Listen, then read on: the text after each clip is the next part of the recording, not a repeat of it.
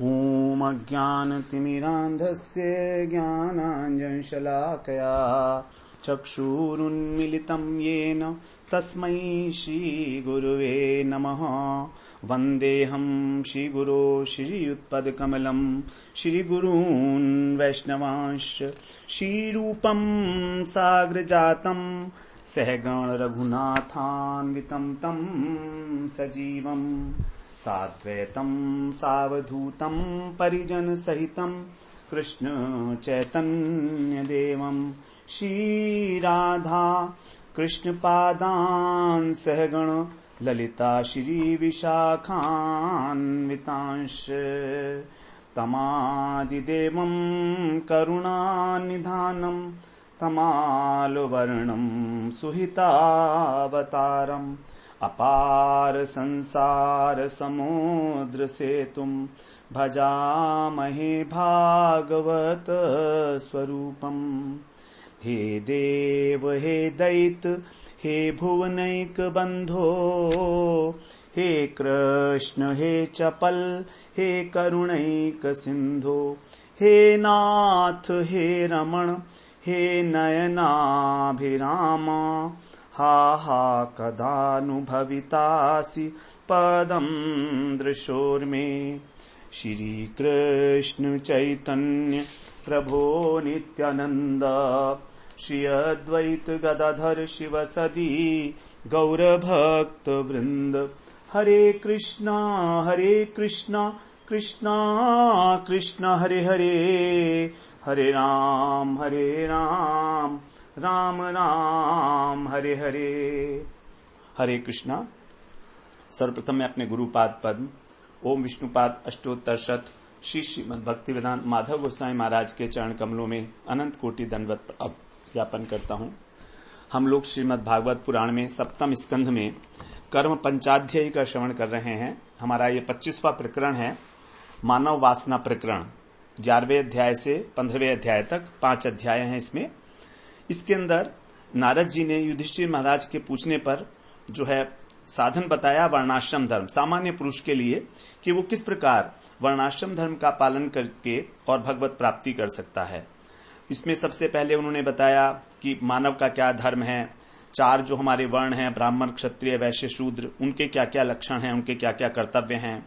उसके बाद बताया वानप्रस्थ और ब्रह्मचारी का क्या कर्तव्य है। फिर बताया सन्यासी का, फिर गृहस्थ का।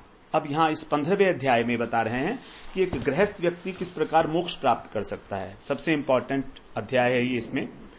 अब यहाँ पर कहा जा चुका है पहले ही कि बताया कि जो यज्ञ करते हैं ब्राह्मण तो अनेक प्रकार के बताए, कोई ज्ञान निष्ठ है, कोई तपोनिष्ठ है, कोई स्वाध्याय निष्ठ है, कोई प्रवचन निष्ठ है। लेकिन बताए कि जो ब्राह्मण ज्ञान निष्ठ है उसको ही हमें यज्ञ इत्यादि में भोजन कराना चाहिए, चाहे श्राद्ध हो चाहे देव कर्म हो। यदि श्राद्ध है तो हम लोगों को 3 ब्राह्मणों को बुलाना चाहिए भोजन के लिए। देवता का कार्य है तो 2 ब्राह्मणों को। यदि ऐसा नहीं है तो केवल एक ब्राह्मण को ही बुला लिया जाए। और कहते हैं कि पैसा बहुत अधिक है तो भी श्राद्ध कर्म का कभी विस्तार न करे, क्योंकि उससे होगा क्या, एक तो छोटे काम को जब बड़ा कर दिया तो वो कार्य के अंदर जो डिटेलिंग है, जो उसकी अच्छी प्रकार से क्रियान्वयन शैली है, वो बिगड़ जाती है। और दूसरे फिर यदि हमने अपने रिश्तेदार संबंधी बुला दिए तो उनका ध्यान ज्यादा रखेंगे और यज्ञ के अंदर ध्यान नहीं देंगे। तो इस प्रकार से जो कुछ भी देश काल के अनुसार प्राप्त हो उसी से श्राद्ध कर्म इत्यादि करना चाहिए। और सबको जो प्रसाद बांटना है परमात्मा बुद्धि से, ये नहीं कि अपने लोगों को ज्यादा दे दिया और गरीब लोगों को कम दिया, इस प्रकार से नहीं। और मांस इत्यादि का तो बिल्कुल प्रयोग वर्जित है, क्योंकि बताया अहिंसा से बड़ा तो कोई धर्म नहीं है। और हमको कभी भी किसी भी प्राणी को मन वाणी और शरीर से कष्ट नहीं देना चाहिए। फिर आगे बता रहे हैं कि जो सद्धर्म चाहते हैं उनके लिए सबसे बड़ा यही है कि किसी प्रकार की हिंसा ना करे। हिंसा का मतलब कोई भी कष्ट अपने मन के द्वारा, वाणी के द्वारा अथवा शरीर के द्वारा। और जो मंत्र हमारे अपने लिए है, जो हमारे स्वधर्म के अनुकूल है, वही हमें पालन करना चाहिए। जबरदस्ती का कोई पाखंड, कोई दंभ इत्यादि ना करें और अपने इसके लिए विप्रलिप्सा जो होती है, लोगों को ठगने की प्रवृत्ति, उस प्रकार भी ना करें। फिर यदि धन नहीं है तो हम ये सोचें कि हमें धर्म का काम करना है तो हमें धन चाहिए, ये बात कह रहे हैं ठीक नहीं है। क्योंकि बिना धन के भी धर्म किया जा सकता है, तब किया जा सकता है जब किया जा सकता है। इसीलिए ऐसा ना सोचे कि केवल धन से ही धर्म हो सकता है। धर्मात्मा लोग जो हैं वो निर्धन होने पर भी और धर्म के लिए अथवा अपनी जीवन यात्रा के लिए चंदा इकट्ठा करते हुए नहीं घूमते हैं। जिस प्रकार की एक अजगर होता है, निश्चेष्ट पड़ा रहता है, उस प्रकार जो भगवान के प्रति समर्पित है, भगवान उसका हर प्रकार से ध्यान रखते हैं, कोई ना कोई व्यवस्था कर देते हैं। अजगर करे न चाकरी, पंछी करे न काम, तो सबको भगवान जो है उसकी उसी योग्यता के अनुसार उसका जीवन निर्वाह भी करते ही हैं। इस प्रकार से फिर संतोष को बताया, ये सबसे बड़ा धर्म है। यदि संतोष है तो उसको हर जगह पर सुख है, कहीं पर भी उसे दुख नहीं मिलेगा यदि संतोष मन में है। जैसे कि अगर हमने पांव में जूता पहना है तो कांटा नहीं लगेगा, कांटे का डर नहीं रहा, उसी प्रकार से। फिर बताया कि हमारी जो जन्नेन्द्रिय है और रसनेन्द्रिय, इनकी जो वासनाएं हैं वो बड़ी प्रबल हैं, और ये जब प्रबल हो जाती हैं तो व्यक्ति जो है मनुष्य न रहकर कुत्ता बन जाता है। यहां पर बोला गृहपाल, गृहपाल मतलब होता है जो घर का पालक है। तो यहां पर संस्कृत के अंदर जो है गाली देने का, अपशब्द कहने का एक तरीका है, उसको गृहपालवत कह दिया गया कि कुत्ते के समान हो जाता है वो, और उसकी सारी पढ़ाई लिखाई सब व्यर्थ हो जाती है क्योंकि असंतुष्ट है। तो इंद्रिय लौलुपता से उसका ज्ञान भी नष्ट हो जाता है। और सबसे बड़ा जो विकार है वो है हमारे अंदर लोभ। इस लोभ को किसी प्रकार भी शांत नहीं किया जा सकता। जैसे यदि काम वासना चढ़ रही है और हमारे पेट में भूख लगी है तो काम वासना नष्ट हो जाएगी। भूख और प्यासी व्यक्ति को काम जो है परेशान नहीं करता, इसीलिए जो महात्मा लोग होते हैं वो अल्प आहार करते हैं, उनको काम जो है परेशान नहीं करता है। उसी प्रकार कह रहे हैं क्रोध जो है उसको भी शांत किया जा सकता है। दो चार किसी को गाली दे दी, थप्पड़ मार दिए तो क्रोध शांत हो गया। लेकिन लोभ जो है वो एक ऐसा रोग है कि जितना पूरा होगा उतना ही बढ़ता चला जाएगा। तो इस प्रकार से यहां बताया 20वें श्लोक तक। अब हम 21वें श्लोक में प्रवेश करते हैं। कह रहे हैं, पंडिता बहवो राजन बहुज्ञा संशयच्छिदः सद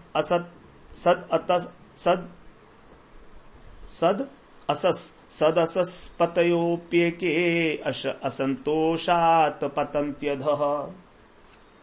हे राजन, 18वें श्लोक में कह रहे हैं, 21वें, बहवो पंडिता, बहुत से पंडित हैं जो शास्त्रों को जानने वाले हैं और बहुज्ञा, अनेक विषयों के ज्ञाता हैं, संशय छिद, और संशयों का समाधान भी करते हैं, और एके सदस्य, और उनमें से कोई विद्वानों की सभा के सभापति भी होते हैं। पतय माने अपि, सभा के सभापति यानी हेड। लेकिन वे भी असंतोषात पतंती अधः, असंतोष के कारण उनका अधः पतन हो जाता है। बड़े बड़े विद्वान भी इस प्रकार का देखा जाता है कि उनकी सारी विद्या भी छिन्न भिन्न हो जाती है और उनका पतन हो जाता है। तो ये जो एक प्रकार का इंटेलेक्चुअलिज्म, इंटेलेक्चुअल लग्जरी जिसको बोलते हैं, अत्यंत पांडित्य को हासिल कर लेना, इस प्रकार से ये भी एक जो है हमारा दुर्गुण हो जाता है यदि इसके प्रति अत्यधिक लोभ है।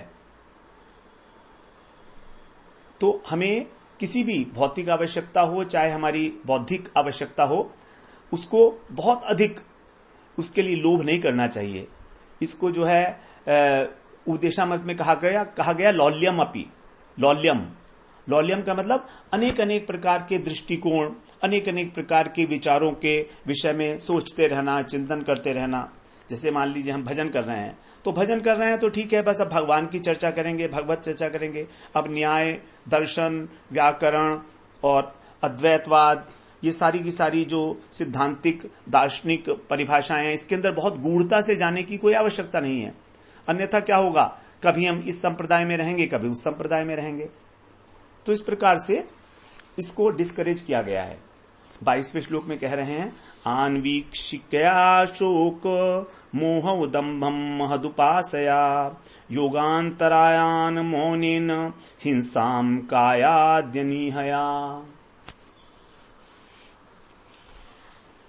यहां पर अब कह रहे हैं, नहीं हमने 23वां पढ़ लिया, 22वां पढ़ना था। 22वां कह रहे हैं, असंकल्पात् जयेत कामम क्रोधम काम विवर्जनात् अर्थानर्थे क्षया लोभम भयम तत्वावमर्शनात्। जैसे पहले बताया उन्होंने कि कामना को, काम वासना को जीतना है हमको भूख और प्यास के द्वारा। जीतना नहीं है एक्चुअली, वो बताया है उसमें कि शांत हो जाता है काम, और क्रोध शांत हो जाता है उसको पूरा करके, अपना काम करके। अब यहां पर जो है लॉजिकल जो तरीका है कामना को खत्म करने का वो बताया जा रहा है। कह रहे हैं असंकल्पात् जयेत कामम, अर्थात संकल्पों के परित्याग से, संकल्पों का परित्याग करके कामना को जीता जा सकता है। और क्रोधम काम विवर्जनात्, और क्रोध को कामनाओं के त्याग से। यदि हमारे को कोई कामना नहीं है तो फिर क्रोध भी उत्पन्न नहीं होगा, क्योंकि क्रोध उत्पन्न होने का कारण है कामना का पूरा न होना। तो जो भी उसके अंदर व्यवधान डालता है हम उसके प्रति क्रोध करते हैं। हमारी इच्छाओं को पूरी करने में जो व्यवधान डालता है हम उसके प्रति क्रोध करने लगते हैं। तो सबसे इंपॉर्टेंट है कामना का त्याग। और कामना और क्रोध, काम और क्रोध को भगवान ने बताया रजोगुण समुद्भवः। अब गीता में बड़ा सुंदर बात बताई है, इस काम से भी पहले क्या चीज है। 6 अध्याय के 24वें श्लोक में संकल्प प्रभवान कामांस त्यक्त्वा सर्वान् अशेषतः मनसेन्द्रिय ग्रामम विनियम्य समन्ततः। जो बात यहां बताई है वही वहां बताई है गुरु कृष्ण भगवान ने। संकल्प प्रभान कामान, अर्थात कामनाएं जो उत्पन्न होती हैं वो होती हैं संकल्प से।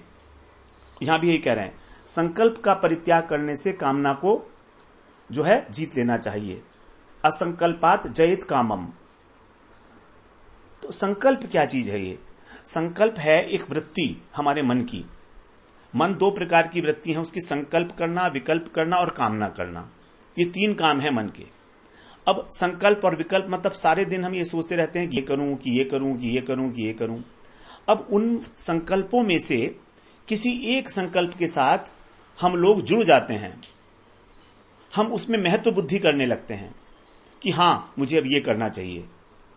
चाहे हम उसमें बुद्धि की परामर्श लें अथवा ना लें, वो डिपेंड करता है कि हमारी बुद्धि कितनी स्ट्रांग है। तो यदि बुद्धि स्ट्रांग है तो वो सत संकल्प के अंदर हमको प्रवृत्त कराएगी। लेकिन यदि बुद्धि हमारी वीक है तो हम मन के द्वारा जो असत संकल्प किए जा रहे हैं उस प्रकार की कामना करने लगेंगे। तो हमारी कामना उत्पन्न होती है जब हम संकल्प को दृढ़ता प्रदान करते हैं, उसको स्वीकार कर लेते हैं। यदि हम संकल्प विकल्प को उठने दें एक लहर की भांति, कि लहर उठी और विलीन हो गई। समुद्र में एक लहर उठती है और विलीन हो जाती है, उसका कोई महत्व नहीं है। लेकिन वो लहर जो लहर बनकर ही अपने अस्तित्व को कायम करना चाहती है वो हमारी कामना बन जाती है। अन्यथा ये संकल्प विकल्प तो सारे दिन चलते ही रहते हैं मन में, ऊहापोह की स्थिति, टू बी और नॉट टू बी। तो जहां हमारी महत्व बुद्धि हुई वहीं पर हमारे को कामना उत्पन्न हो गई कि हां मुझे ये चीज चाहिए, हां मुझे ये काम करना है। तो इस प्रकार से कह रहे हैं कि उस संकल्प के साथ एसोसिएट मत करो, उसके साथ अपने को डिसएसोसिएट कर लो। संकल्प जो है ये उठता ही रहेगा मन के अंदर, ये तो उसकी वृत्ति ही है, स्वभाव है। अब कैसे करें? संकल्प विकल्प यदि करने ही हैं तो भगवत संबंधी करो। भगवत संबंधी कैसे? कि मुझे माला करनी है, कि मुझे मंदिर जाना है, मुझे मंदिर मार्जन करना है, या मुझको जो है रसोई बनानी है भगवान की। इस प्रकार ये भी संकल्प विकल्प है। तो जैसे जैसे भक्त भगवत चेष्टाओं में प्रवृत्त होता चला जाता है, उसके संकल्प विकल्प सांसारिक न रहकर भगवदीय हो जाते हैं, फिर उसमें कोई दोष नहीं होता है। तो यहां पर सांसारिक कामनाओं की बात कह रहे हैं कि संकल्प प्रभवात असंकल्पात जयेत कामम क्रोधम काम विवर्जनात्। क्रोध तो बिल्कुल क्लियर है।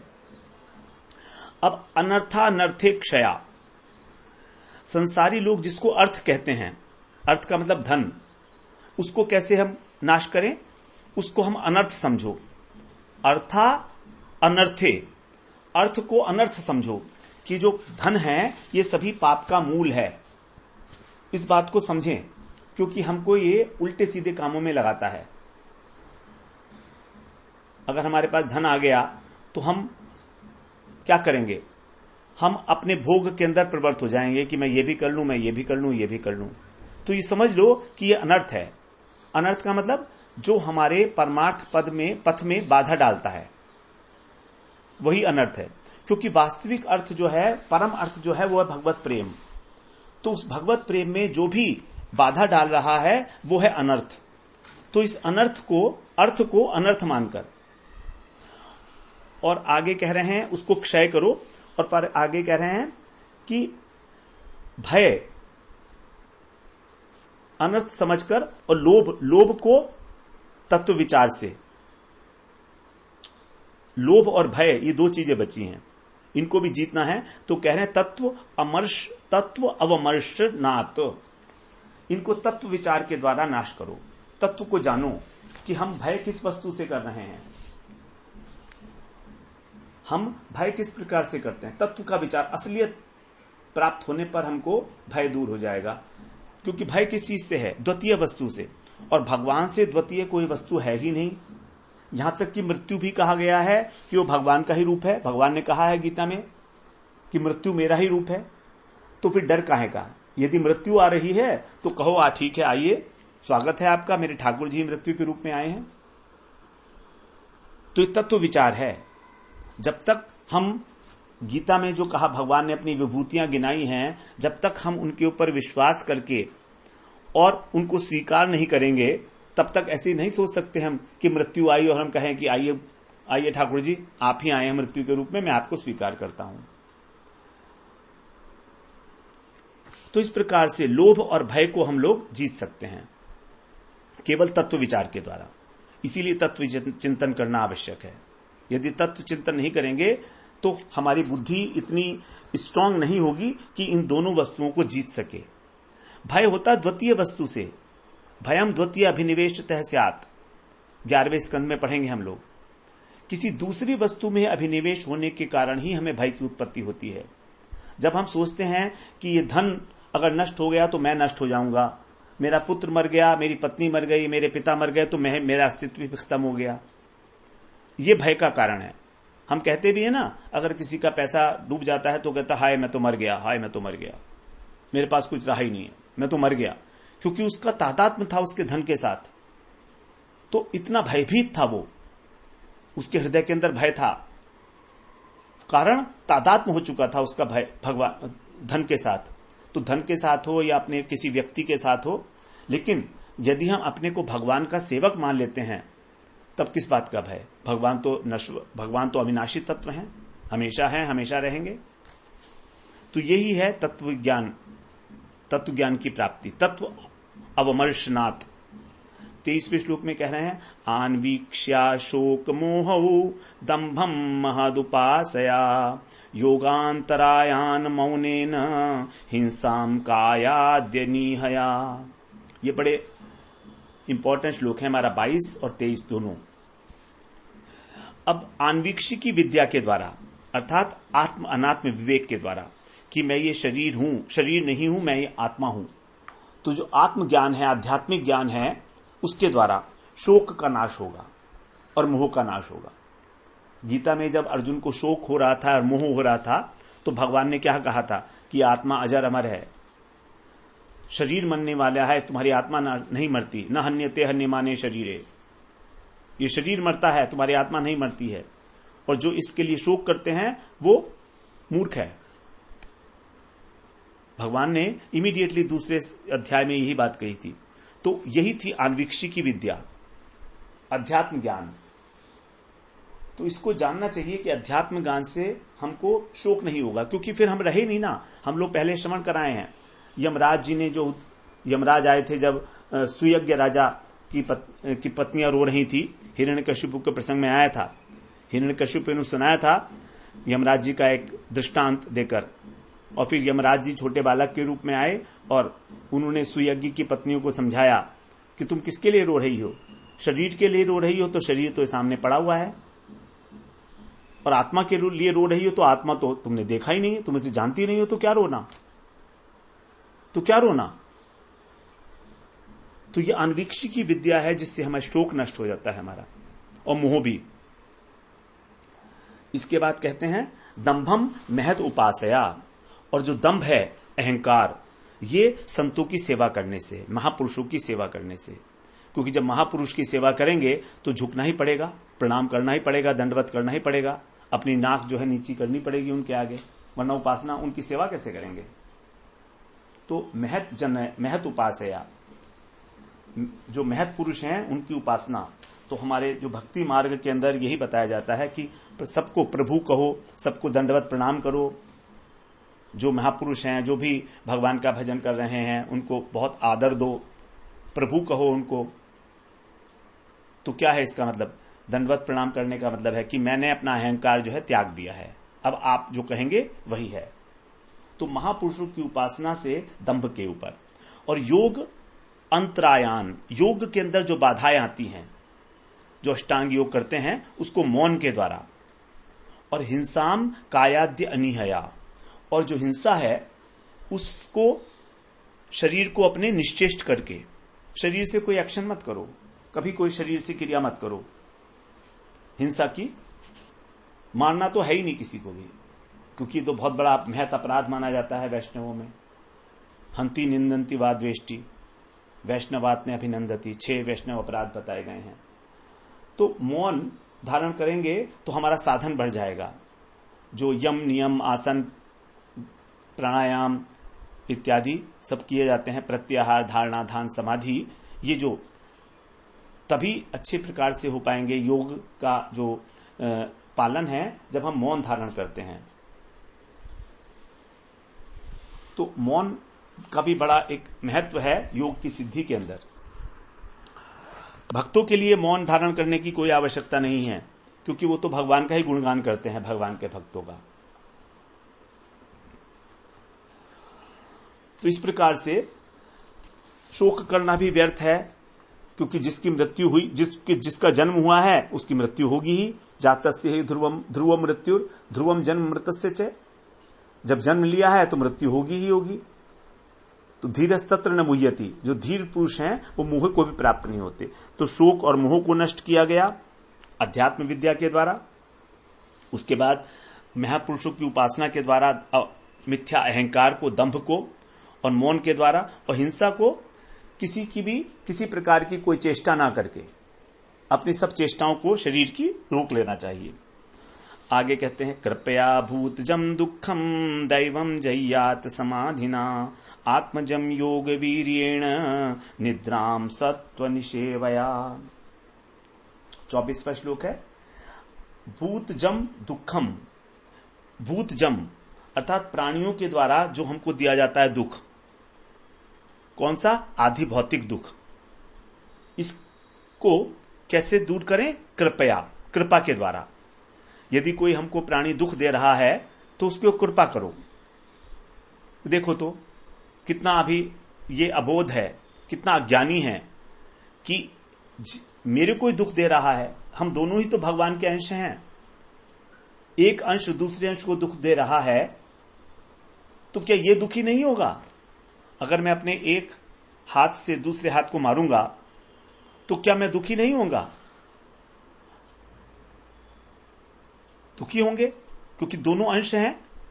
तो इस प्रकार हम दोनों ही भगवान के अंश हैं। और किस प्रकार से यह ज्ञान के वशीभूत होकर किसी दूसरे व्यक्ति को, अर्थात मुझे दुख दे रहा है, तो उसके ऊपर कृपा का पात्र है। ये किसके ऊपर भगवान कृपा करें? तो आधि भौतिक दुख को दया के द्वारा, कृपा के द्वारा। और जो दैवम, जो आध्यात्मिक, जो आधि दैविक दुख हैं, जैसे भूकंप है, वर्षा है, बाढ़ इत्यादि आती है, उसको समाधिना।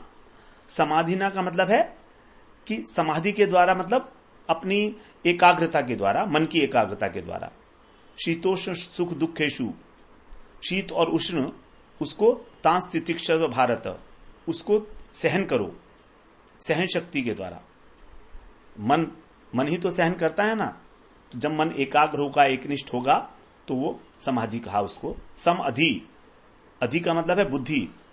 तो समता को जो प्राप्त हो गई है बुद्धि ऐसी। यहां पर समाधि का अर्थ वो मत समझना अष्टांग योग की जो समाधि है, सविकल्प और निर्विकल्प समाधि, इतने ऊंचा नहीं जाना है। भूकंप आ रहा है तो तो ठीक है, अपनी बुद्धि को शांत रखो, समभाव में स्थित रखो, जो होना है वो होगा। आत्मजम, और जो आत्मजम दुख है, आध्यात्मिक मन का दुख, इसको कैसे करें? योग वीर्येण, योग बल के द्वारा। योग बल के द्वारा जब भक्ति की जाती है तो अपने आप से हमारे जो मन है इसका दुख शांत हो जाता है। मन का दुख क्या है? मन का दुख यही है कि मुझे कोई किसी प्रकार से मोह को प्राप्त होना, अज्ञान के कारण ही तो मन दुखी होता है। और भक्ति के द्वारा जब तत्व ज्ञान की प्राप्ति हो जाती है तो ये आध्यात्मिक रोग जितने भी हैं, हाइपरटेंशन, टेंशन इत्यादि, ये सब नष्ट हो जाते हैं जब भक्ति के अंदर तत्व ज्ञान प्राप्त कर लिया जाता है। तो योग वीर्येण निद्राम सत्व निषेवया, और निद्रा जो है इसको कैसे? सत्व निषेवया, सात्विक आहार से। क्योंकि निद्रा तभी ज्यादा आती है जब राजसिक और तामसिक आहार का सेवन करते हैं। तो जैसे जैसे हमारा सत्व गुण बढ़ता है वैसे वैसे जो निद्रा तामसिक वृत्ति है वो नष्ट होती चली जाती है। बहुत लोग पूछते हैं कि हमको बहुत नींद आती है, क्या करें? तो सत्व गुण को विकसित करो अपने अंदर। सत्व गुण का मतलब क्या? सत्व जो सात्विक वस्तु हैं उन्हीं को जीवन में ग्रहण करो, उसी को देखो, उसी को सुनो, उसी को स्पर्श करो, उसी से बोलो, उसी को ग्रहण करो और उसी के बारे में सोचो। यदि हम गीता के श्लोक याद कर रहे हैं, भागवत पढ़ रहे हैं, ये सब सात्विक है। तो यदि इस प्रकार से हम उसके अंदर बहुत अधिक डूबते हैं तो फिर कहां से नींद आएगी? क्योंकि सत्वगुण बढ़ जाएगा तो नींद जो है कम होती चली जाएगी। ये तो प्रैक्टिकल करके देख सकते हैं, मैंने अपने जीवन में ऐसा ही देखा है। अब नींद जो है बहुत कम हो गई है। सोच भी नहीं सकते थे कि कभी हम 10 घंटे सोया करते थे, 12 घंटे भी सोया करते थे, बिल्कुल एकदम लैविशली सारे दिन सो रहे हैं, पड़े हुए हैं, ऐसे पड़े हैं। तो सत्व निषेवया 25वें श्लोक में कहते हैं, रजस तमश्च सत्वेन सत्वं चोपशमेन च एतत् सर्वं गुरौ भक्त्या पुरुषो यंजसा जयेत। अब सभी प्रकार के जितने ये बताई गई रोग, उस सब की एक मात्र जो रेमेडी है वो बता रहे हैं 25वें श्लोक में, द मोस्ट इंपॉर्टेंट श्लोक। रजस तमश्च सत्वेन, ये तो गीता में बता चुके हैं। सत्व गुण के द्वारा रजोगुण और तमोगुण पर विजय प्राप्त करो। यदि क्रमशः समझना है तो तमोगुण के ऊपर रजोगुण से विजय प्राप्त करो और रजोगुण के ऊपर सत्वगुण से। तो सत्व को ही जिताओ, सत्व को बढ़ाओ अपने अंदर जितना भी है। तो सत्व को बढ़ाने के लिए शास्त्रों में 10 प्रकार के उपाय बताए गए हैं। हम लोगों ने 11वें अध्याय में हम उसका श्रवण करेंगे। तो इस प्रकार से सात्विक स्थान में रहना, सात्विक लोगों का संग करना, सात्विक साहित्य पढ़ना, सात्विक आहार करना, सात्विक जल पीना, सात्विक आहार हो गया है ना। उसके बाद जो भी हम क्रिया कर रहे हैं, चेष्टाएं कर रहे हैं, सब सात्विक होनी चाहिए। सत्वम च उपशमेन च, और सत्वगुण के भी तो आगे बढ़ना है ना। तो कैसे करें? उपशमेन च, उपरति के द्वारा, संसार से विरक्ति के द्वारा। तो जैसे जैसे हम भगवान का भजन करते हैं तो संसार से हमारी उपरति हो जाती है, उपशमन हो जाता है। उपशमन का मतलब उपरति, हम इससे विरक्त होते जाते हैं, तब फिर निर्गुण अवस्था को प्राप्त करते हैं। सत्वम च उपशमेन च, सत्वगुण से भी तो ऊपर बढ़ना है ना, त्रिगुणातीत अवस्था के लिए। फिर अल्टीमेटली एतत् सर्वं गुरौ भक्त्या पुरुषो यंजसा जयेत। ये सब बड़ी आसानी के साथ, अंजसा माने बड़ी आसानी के साथ, जो मनुष्य है सरलता के साथ उसको जयेत माने जीत सकता है। कैसे? गुरौ भक्त्या, गुरु में भक्ति होने पर। यदि गुरु में हमारा प्रेम हो गया, आसक्ति हो गई, तो ये सारे के सारे जितनी चीजें हैं, काम, क्रोध, लोभ, मोह, मद, मत्सर, निद्रा, सबको जीता जा सकता है बड़ी आसानी से, पता भी नहीं लगेगा। अब गुरु के विषय में बता रहे हैं 26-27वां श्लोक, गुरु महिमा है। यस्य साक्षात भगवती ज्ञान दीप प्रदे गुरौ मर्त्या सद्धि श्रुतम तस्य सर्वं कुंज शौचवत्। यस्य साक्षात भगवती, जो साक्षात भगवान हैं, साक्षात भगवती, भगवती माने भगवान, जो साक्षात भगवान है। और ज्ञान दीप प्रदे, ज्ञान का दीप देने वाले हमारे हृदय के अंदर ऐसे गुरुर यस्य, ऐसे गुरुदेव में जिसकी मर्त्या असत थी, मनुष्य मानना, उनको मरण धर्मा मानना, इस प्रकार की दुर्बुद्धि होती है, असतधि होती है, दुष्ट बुद्धि होती है, उसका, तस्य माने उसका, सर्वम श्रुतम, जो कुछ भी उसने शास्त्रों का श्रवण किया है, कुंजर शौचवत, हाथी के स्नान के समान व्यर्थ हो जाता है। यदि हम अपने गुरु को एक साधारण पुरुष मान लें, साधारण जैसे हम हैं, अगर हमने ऐसा मान लिया तो समझिए कि हमारा जितना भी शास्त्र ज्ञान है वो सब धरा का धरा रह जाएगा, सब बेकार हो जाएगा। सर्वम कुंजर शौचवत, जैसे हाथी को स्नान कराता है महावत, एक सरोवर में ले जाकर, बहुत बड़ा सरोवर है, उसमें 1 घंटे तक उसको स्नान कराता है, और जब हाथी को निकाल के बाहर लाता है तो अपनी सूंड से मिट्टी उठाता है और अपने ऊपर डाल लेता है, सारा स्नान कराना व्यर्थ हो गया, कुंजर शौचवत। उसी प्रकार से यदि हम गुरुदेव के प्रति इस प्रकार की बुद्धि रखते हैं कि वो भी एक साधारण इंसान है हमारी तरीके से, मरण धर्मा, जैसे मैं जानता हूं तो गुरुदेव मुझसे थोड़ा अधिक जानते हैं, अथवा जितना गुरुदेव जानते हैं अगर मैं उससे अधिक पंडित बन गया तो मैं कहूंगा अरे ठीक है, कोई बात नहीं, गुरुदेव होंगे, मुझे कोई मतलब नहीं है, मैं तो अपना गुरु अपने आप हुआ, मुझे गुरुदेव की जरूरत नहीं है। ऐसे बहुत से लोग हैं जो गुरु करके गुरु को छोड़ देते हैं, अपना मतलब सीधे निकलता है और काम छोड़ देते हैं, गुरु को छोड़ देते हैं। तो कह रहे हैं कि यही गुरु, इन्होंने हमारे हृदय के अंदर ज्ञान का प्रदीप जलाया था, चक्षु ज्ञान दिया था, चक्षुदान दिए जय जन्मे जन्मे प्रभु से ही। हमको चक्षु देते हैं, ज्ञान रूपी चक्षु, जिससे हम ये देख पाए कि क्या हम ठीक हैं या गलत हैं, हम इस संसार में चल रहे हैं तो क्या ये ठीक है या गलत है। इस प्रकार का ज्ञान कौन देता है? गुरु। तो उन्होंने ही हमारे अंदर ये ज्ञान रूपी दीपक जलाया था। तो गुरु शब्द का अर्थ ही है जो भारी है, अर्थात जो तत्व ज्ञान को जानने वाला है और दूसरों को भी भारी बना देता है, जो स्वयं प्रकाशवान है और ज्ञान देकर हमारा अंधकार भी दूर करता है। गुरु ही कृष्ण कृपा की मूर्ति हैं साक्षात। इसलिए गुरु के प्रति कभी भी हमें मर्त्या सद्धि, इस प्रकार की बुद्धि नहीं रखनी चाहिए कि ये साधारण जीव हैं। तो ये सोचते हैं ना हम कि जब हम आए थे गुरु जी के पास तब तो हम नहीं जानते थे, लेकिन अब तो हम बहुत जान गए हैं, प्रतिस्पर्धा करते हैं, अथवा गुरु के अंदर दोष दर्शन करते हैं। गुरु के अंदर दोष दर्शन करते हैं कि देखो गुरु जी को भी किस प्रकार से दर्द होने लगता है, बीमार हो जाते हैं, इनके अंदर क्या है, फिर हम भी तो ऐसे होते हैं, इनको भी वैसी भूख लगती है, इनको भी वैसे क्रोध आता है। तो ये सारी की सारी संभावनाएं रहती हैं गुरु के प्रति अवज्ञा होने के लिए। ये बहुत बड़ा एक महत अपराध बताया गया है वैष्णव अपराध, नाम अपराध के अंदर 10 अपराधों में से एक है कि गुरु अवज्ञा। तो कह रहे मर्त्या सद्धि, तो मर्त्य रूप उनके अंदर रखना इसको।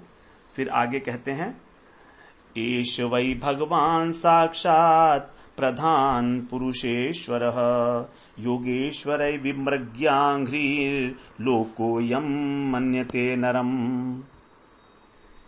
यहां पर कह रहे हैं कि ये कौन है, जो गुरु हैं ये कौन है? एष वै भगवान साक्षात, ये जो हैं भगवान ही है साक्षात। गुरु जो हैं एष वै, निश्चित रूप से भगवान ही हैं, साक्षात भगवान है, जिनको लोग मनुष्य मानते हैं। यम लोकः नरम मन्यते, जिनको मनुष्य मानते हैं, लेकिन ये हैं कौन? योगेश्वरई, जो बड़े बड़े योगेश्वरों के द्वारा भी जिनके विमृग्य अंघ्री, जिनके चरणों को विमृग्य माने ढूंढा जाता है, अनुसंधान करना। तो बड़े बड़े योगेश्वर जिनके चरण कमलों का अनुसंधान करते रहते हैं, और जो कैसे हैं? प्रधान पुरुष, प्रकृति और पुरुष के अधीश्वर, प्रधान पुरुषेश्वर। प्रधान का मतलब प्रकृति और पुरुष आत्मा, जीवात्मा। तो इसके ईश्वर ये निश्चित रूप से ये कृष्ण जो हैं यही साक्षात गुरु के रूप में हैं।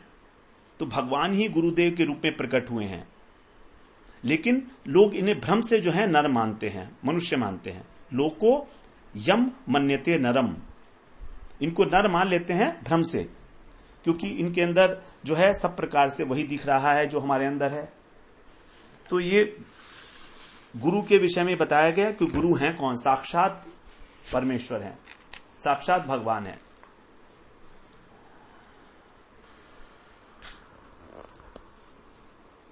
लेकिन यहां पर यह स्पष्ट किया गया कि गुरु जो हैं वो आश्रय भगवान हैं और जो भगवान है वो विषय भगवान है। तो गुरु सेवक भगवान हुए जो भगवान की सेवा करते हैं, और सेव्य भगवान है भगवान, तो जिनकी सेवा की जानी चाहिए।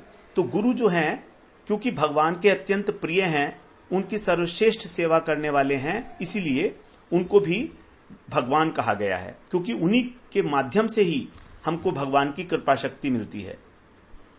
वही हमको ज्ञान देते हैं शास्त्रों का, उन भगवान के प्रतिनिधि के रूप में। सारे विश्व के अंदर गुरु ही जो है ज्ञान का वो प्रचार करते हैं। तो इस प्रकार से गुरु और भगवान को एक मानते हुए भी शास्त्रों में सब में कहा गया कि साक्षात हैं, लेकिन फिर भी गुरु आश्रय भगवान है जिनके अंदर भक्ति रहती है, और उस भक्ति को स्वीकार करने वाले, उस भक्ति के जो विषय हैं वो हैं कृष्ण स्वयं। इस प्रकार से गुरु के प्रति हमको जानना चाहिए। अब आगे 28वें श्लोक में कह रहे हैं, षट्वर्ग संयमैर्कान्ता सर्वा नियम चोदना तदंता यदि नो योगान अव्ययू शमौहा। नियम सर्वा, शास्त्रों की जो नियम संबंधी बातें हैं वे सब, चोदना माने प्रेरणा, वो जो प्रेरणा है, एकांता माने एकमात्र, षट वर्ग जो हमारे 6 वर्ग हैं, 6 शत्रु हमारे, काम क्रोध लोभ मोह मन मत्सर, इनको संयम नियंत्रित करने के लिए हैं। शास्त्रों में जितने प्रकार के नियम बताए गए हैं वो इन पर विजय प्राप्त करने के लिए, इनको नियमन करने के लिए कि कैसे वश में हो जाएं। और यदि न योगा, यदि हमारे जो साधन हैं, योग साधन है, ततः अंता, इनका अंत न ला पाए, अर्थात इनको नष्ट न कर पाए, तो शमो आहा, वो केवल श्रम मात्र है। यदि हम उन नियमों के द्वारा भगवान का ध्यान नहीं कर पाते और इन 6 शत्रुओं का नाश नहीं कर पाते, तो ये समझिए कि वो केवल श्रम ही है। तो हमारा साधन इस प्रकार का हो कि ये हमारे जो 6 शत्रु हैं ये धीरे धीरे हमारे वश में आ जाएं। तत् माने इनका अंत। तो जितने विधि विधान बताए गए हैं शास्त्रों के अंदर, तपस्या है, योगाभ्यास है, ये सब इन 6 शत्रुओं को वश में करने के लिए हैं। क्योंकि जब हमारा मन, जब हमारे ये 6 शत्रु जो हैं शांत होंगे, तभी उस हृदय के अंदर जो है भगवान की अनुभूति होती है। और ये तभी होंगे जब हम यस्य देवे पराभक्ति यथा देवे तथा गुरु, हमारी भगवान में जितनी भक्ति है उतनी ही भक्ति जब गुरु में हो जाती है, तब हमको शास्त्रों के अर्थ जो है प्रकाशित हो जाते हैं।